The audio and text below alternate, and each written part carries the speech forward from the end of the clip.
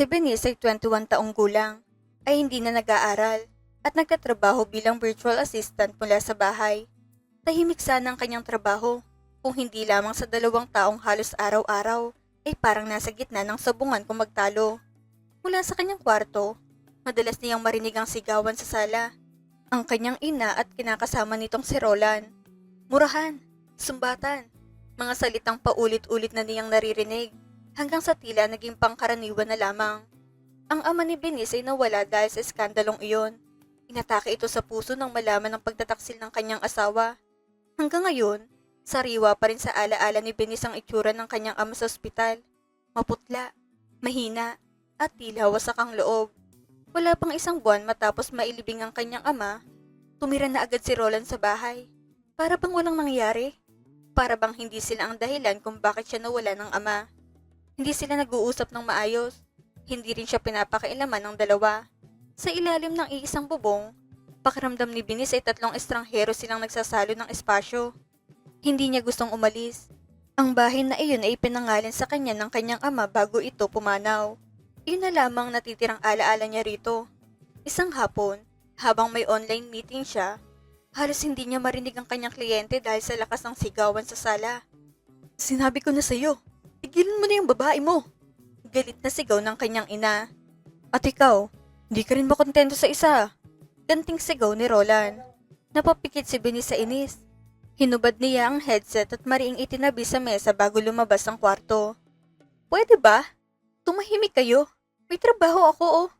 Sigaw niya mula sa pintuan ng sala. Pareho siyang tinignan ng dalawa. May halong pagkainis at pagkapahiya sa mga muka.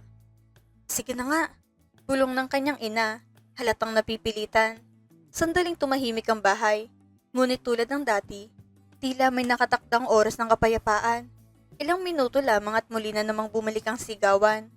Kinabukasan ng linggo, dumalaw si Benice sa puntod ng kanyang ama. Tahimik ang sementeryo at mahinang hangin ang humiihip. Alam mo, Papa, mahina niyang sabi habang pinupunasan ng lapida. Minsan naiisip ko, sana si Mama na lang nandito. Tapos ikaw ang kasama ko sa bahay. Napatawa siya ng mapait.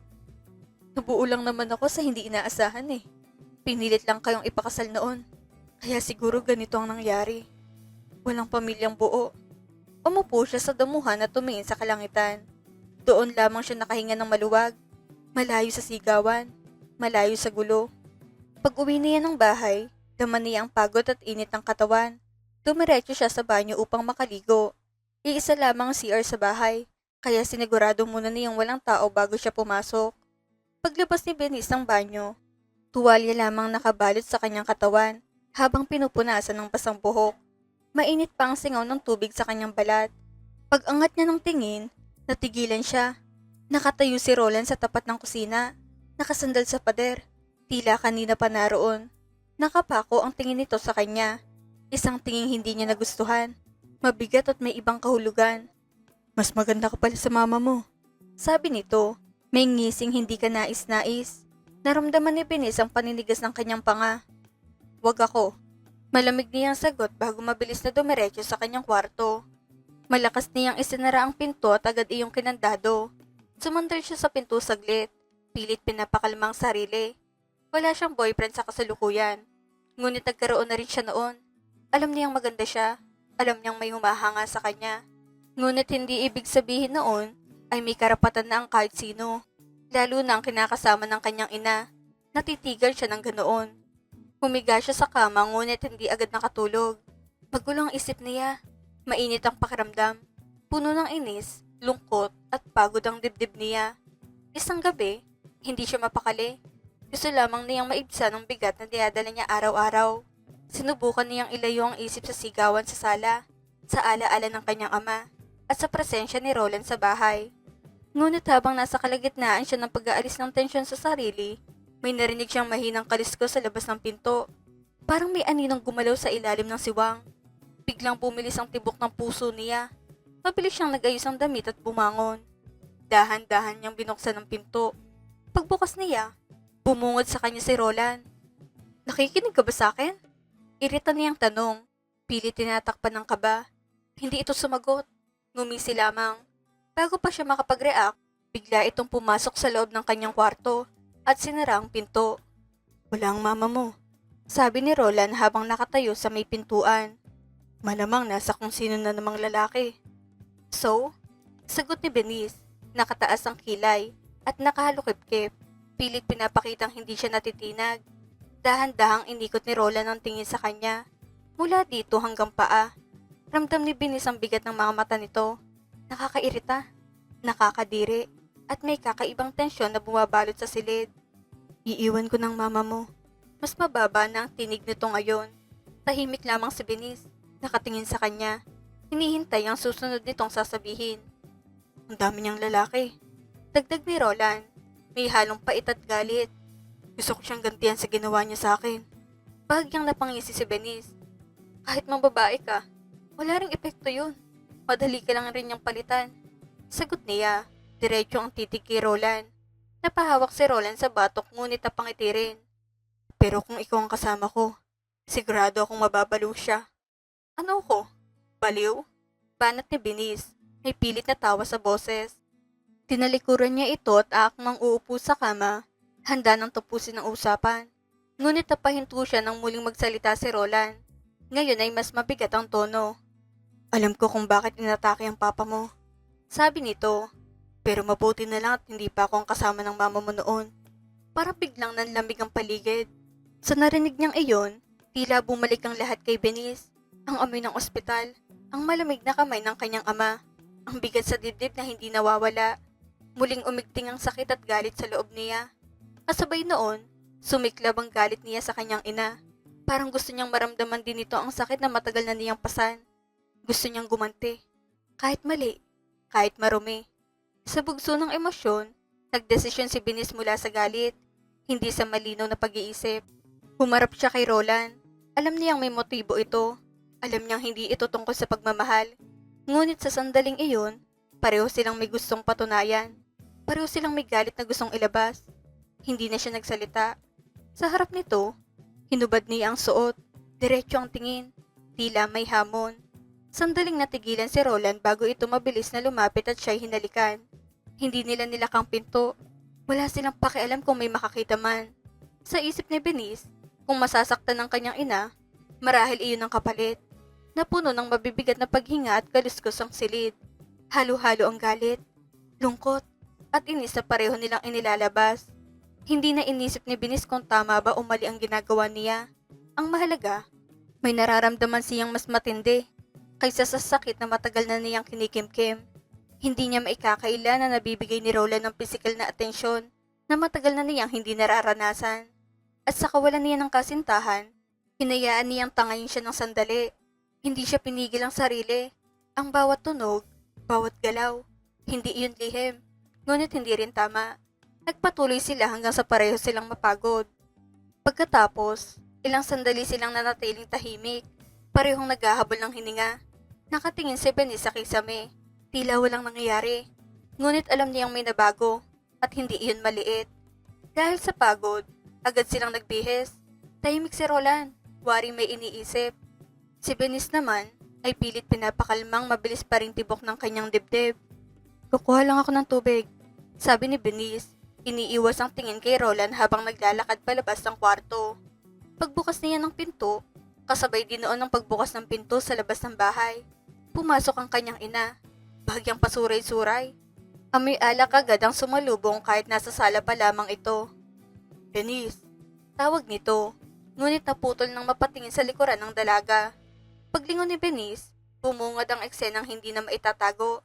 Nakabukas ang pinto ng kanyang kwarto at naroon si Roland, nagmamadaling magsuot ng short at halatang kabado. Namutla ang kanyang ina. Anong ibig sabihin yan? Nanginginig ang boses nitong tanong. Wala lang yan. Malamig na sagot ni Benice.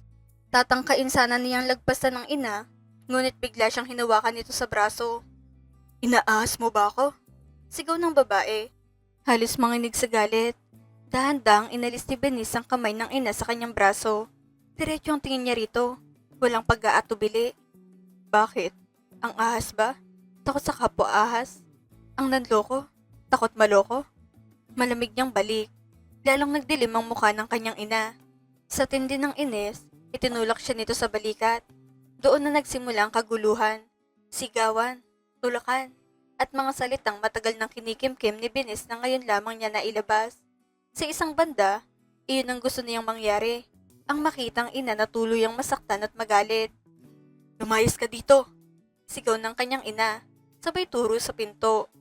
Magulo ang buhok ni Benis at bahagyang napunit ang damit dahil sa paghila kanina. Bakit ako ang aalis? Sigaw din niya. Bahay ito ni Papa. Maanan niya to sa mga magulang niya. Sa akin to nakapangalan. Napahawak sa dibdib ang kanyang ina. Hindi dahil sa sakit kundi sa matinding galit at sama ng loob.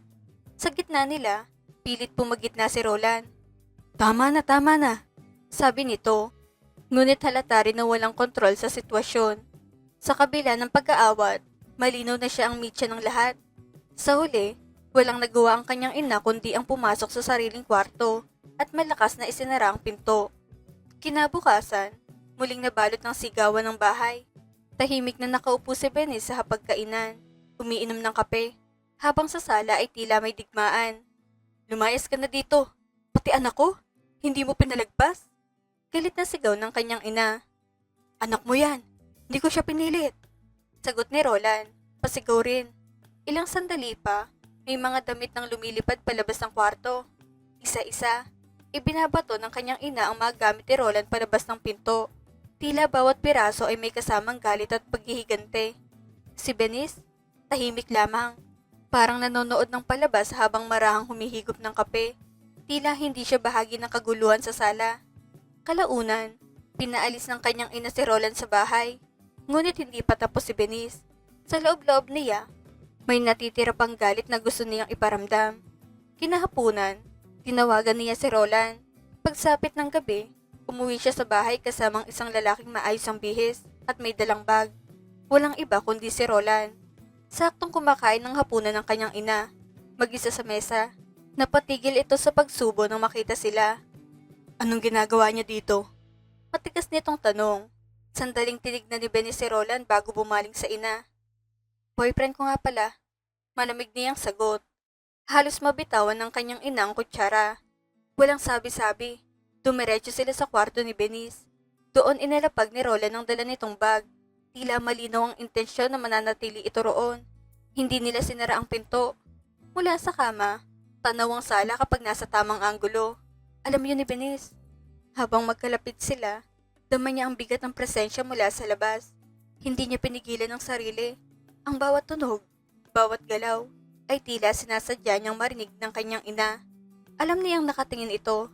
Alam niyang nakikinig. Para kay Benis, iyon ang kapalit ng lahat ng sakit na naranasan niya. Biglang bumukas ang pinto ng malakas. Nakatayo roon ang kanyang ina. Namumula ang mata. Nanginginig sa galit at pagkabigla. Nakita nito ang lahat. Sa sandaling iyon, napagtanto ni Benis kung gaano kalakas ang nagagawa ng galit. Ang makitang ina na nasasaktan ay may kakaibang hatid sa kasiyahan sa kanya. Isang madilim at mapait na tagumpay. Sinugod sila ng kanyang ina. Mga wala kayong hiya. Sigaw nito. Sa sarili kong bahay? Bahay ni Papa. Malamig na putol ni Benis. Patuloy ang sigawan. Ngunit tila wala ng epekto kay Benis. Nakaupo lamang siya sa kama. Diretso ang tingin sa ina. Parang wala na itong kapangyarihan sa kanya. Kapag hindi niyo yan tinigil, pagsisisihan niyo. Banta ng kanyang ina. Hindi ba pwedeng magsama kami ng boyfriend ko? Tanong ni Benis. Tila inosente ang tono ngunit may halong hamon. Hindi, at kailanman hindi ko kayo papayagan. Galit na sagot ng kanyang ina. Hindi ko kailangan ng approval mo. Malamig at matatag na tugon ni Benis. Alam ni Benis sa sarili niya na mali ang paraan ng pagganti niya sa ina. Ngunit sa puso niya, mas matimbang pa rin ang alaala ng kanyang ama kaysa sa anumang konsensya. Sa gitna ng kanilang pagtatalo noon, itinulak niya ang kanyang ina palabas ng kwarto at malakas na sinara ang pinto upang hindi ito makapasok. Pagkatapos, hinila niya si Roland pabalik sa kama at ipinagpatuloy nila ang kanilang ginagawa. Parang wala nang ibang mahalaga kundi ang init ng sandali at ang pagnanais niyang makasakit pabalik. Lumipas ang mga araw at isang umaga ay may dumating ng mga taga-barangay. Isinumbong sila ng kanyang ina. Determinado itong paghiwalayin sila ni Roland. Kapitan, pareho kaming single. Matigas sa paliwanag ni Benis. Hindi namin alam kung saan nanggagaling ang mga akusasyon ng nanay ko. Napabuntong hininga ang kapitan. Iha, dating karelasyon siya ng nanay mo. Hindi maganda tignan na isang lalaki ang pinagsasaluhan nyo. Umiling si Benice at diretsong tumingin sa kanyang ina. Noong nawala si Papa dahil sa panlalalaki mo. May narinig ka ba sa akin? Mariin niyang sabi. Dapat nga matuwa ka eh. Namana ko lang naman ang pagiging ganyan mo. Muling nagtangka ang kanyang ina na sugurin siya ngunit napigilan ng mga tanod. Sa huli, wala ring nagawa ang barangay. Legal age na si Benice at wala namang kaso laban sa kanila. Lalong naggitngit ang kanyang ina at si Benice tila sinasadya pang dagdagan ng apoy. Hindi nagtagal, may panibagong lalaking dinadala sa bahay ang kanyang ina. Ang pangalan nito ay si Daryl. Madalas itong naroon, tila bagong kapalit sa bakanting pwesto sa tabi ng kanyang ina. Para kay Benice, isa na lamang pagkakataong iyon. Isang gabi, walang sabi-sabing pinaalis niya si Roland. Umalis ka na. Malamig niyang utos. Ganoon kadali para sa kanyang magpalit. Hindi dahil sa pag-ibig, kundi dahil sa galit. Sa isip niya, bawat lalaking gugustuhin ng kanyang ina ay kukunin niya. Habang wala ang kanyang ina, sinadya niyang lapitan si Daryl. Pumasok siya sa kwarto nito na maikli ang suot. Kumain ka na ba? Tanong niya, may kakaibang ngiti. O may iba kang gustong kainin? Napatingin si Daryl sa kanya. Mula ulo hanggang paa. Hindi ito nagpakipot, hindi nagpakahirap. Unti-unti, nilapitan niya ito. Kinuwentuhan, siniraan ang sariling ina at inaya sa inuman. Hanggang sa tuluyan niyang naisakatuparan ng balak. May nangyari sa kanila. Ngunit gaya ng nauna, hindi rin nagtagal ang lihim. Isang araw, nahuli sila ng kanyang ina. Sa sobrang galit nito, sinugod siya. Walang haba siyang ginulpe. Itinulak sa pader. Tumama ang ulo ni Benice sa matigas na bahagi ng dingding. Biglang umikot ang kanyang paningin. Naging malabo ang lahat. Hanggang sa tuluyang nagdilim ang paligid. Nagising na lamang siya sa ospital. Mag-isa. Nahilo lamang siya dahil sa tama sa ulo. Iyon ang sabi ng doktor. 2 araw na natili si Benice sa ospital. Nang makalabas siya at makauwi, bumungad sa kanyang magamit niyang nakasalansan sa labas ng bahay. Nakasara ang pinto. Tila tuluyan na siyang itinaboy. Ikinalat ng kanyang ina sa mga kapitbahay na malandi raw siya. Napapangiti na lamang siya ng mapait. Sa isip niya, may naman naman siya, iyon ay mula rin dito. Dahil sa galit at pride, hindi na siya bumalik pa roon. Sa halip, naghanap siya ng mauupahang tirahan. Ngunit bago iyon, ipinagbili niya ang bahay. Sa kanya nakapangalan ng lahat ng karapatan, kaya walang nagawa ang kanyang ina. Nawalan ito ng tirahan at pilit siyang hinanap. Nais makihati sa napagbentahan, ngunit hindi nagpakita sa Benice. Sa mga panahong iyon, magulo ang lahat sa buhay niya. Hindi niya alam kung paano aayusin ang sarili, kung saan magsisimula. Kaya ang ginawa niya, tinakpan niya ang nakaraan at pinilit magsimulang muli. Lumipas ang mga taon, ngayon, 33 na taong gulang na siya. Wala ring asawa o kahit nobyo. Sa tuwing may lalaking nagtatangkang lumapit, tila may bumabalik na bulong ng nakaraan. May mga kwento kasing hindi basta nabubura at may mga reputasyong sumusunod kahit saan magpunta. Hindi niya ginustong lahat ng nangyari. Marami roon ay bunga ng galit, mga desisyong ginawa sa init ng damdamin. Ngunit sa kabila ng lahat, kinakaya niya. Tahimik siyang bumabangon araw-araw, tinatanggap ang mga bunga ng nakaraan. Hindi niya alam kung nasaan ang kanyang ina ngayon. At sa totoo lang, wala na rin siyang balak pang alamin. Hanggang doon na lamang ang kanyang kwento. Nagmamahal, Benice.